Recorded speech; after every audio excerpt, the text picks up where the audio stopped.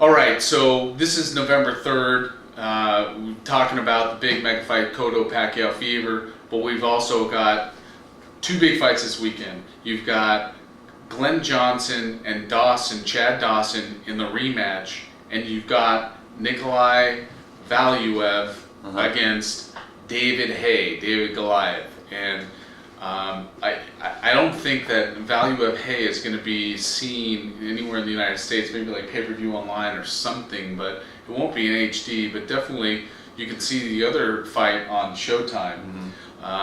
And, you know, let's start with the biggest fight. It's basically Chad Dawson, Glenn Johnson. We talked about this fight. We've seen the fight before.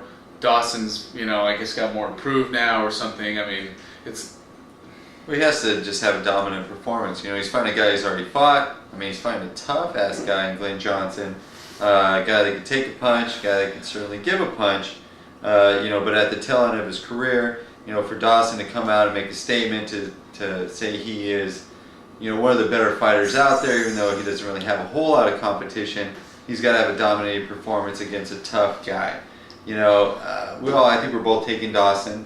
Definitely. I mean, are we Chad taking Dawson's... a KO or are we taking... No, I would never say that Glenn Johnson would get knocked out. I tell you what, win or lose, Glenn Johnson, I think, should be in the mix of fighting Bernard Hopkins, Roy Jones, you know, winner. Or somebody Neither one of those that guys want to fight him. I'm Right. sure Roy Jones says it. Yeah, They're you know, looking for an easy pay, like a big payday, and they're not going to get it fighting him, unfortunately. Yeah, I know, and you know, but that guy's he's called the Road Warrior for one reason, and it's because He's like a journeyman. He's beyond, journeyman. I think is an insult to this kind of guy. I mean, he's a real tough, rugged, you know, road warrior kind of. I mean, Sounds like you're taking him. You know, no, I mean, he's a tough guy. I mean. And then maybe he's, you know, maybe he found the fountain of youth, but I doubt it. I mean, I just don't think he'd be able to knock him out. But I'm taking Dawson in a decision. You know, I wish split unanimous. Unanimous. But unanimous. I wish that he would knock him out.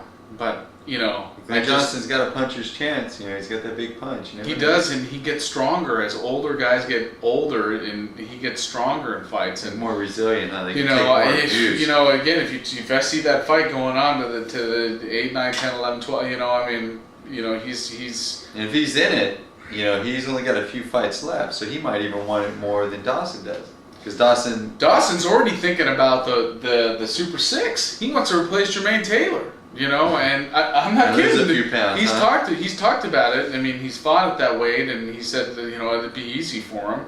And you know, I think, you know, we'd like to see Paul Williams before that, but Paul Williams to go up another weight class. You know, it's he probably would. I know, that's the thing. It's just, let's see the man. But back to this fight, you know, you kind of wish that there was another fight that was being made. You saw Adamic fight Galata. You know, Adamic, you know, got beat by Dawson, and you know, again, a good fight. We'll see it. We'll watch it on the undercard. Of course, this is what I'm probably looking most forward to because I like him.